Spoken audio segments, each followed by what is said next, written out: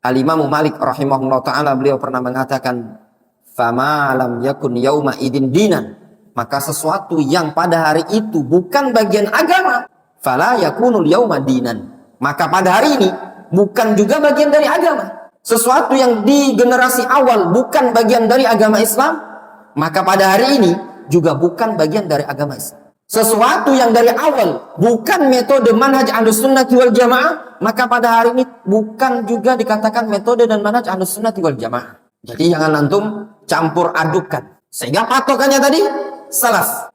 Ini urusan dakwah. Berbeda dengan perkara-perkara yang di luar dakwah. Kalau di luar perkara agama, di luar perkara dakwah, kalaupun tidak ada salafnya, itu perkara duniawiyah, bebas. Namun perkara-perkara yang berkaitan dengan unsur agama, apalagi yang berkaitan dengan prinsip, itu harus ada salafnya. Kalau tidak ada salafnya, maka bukan bagian dari agama.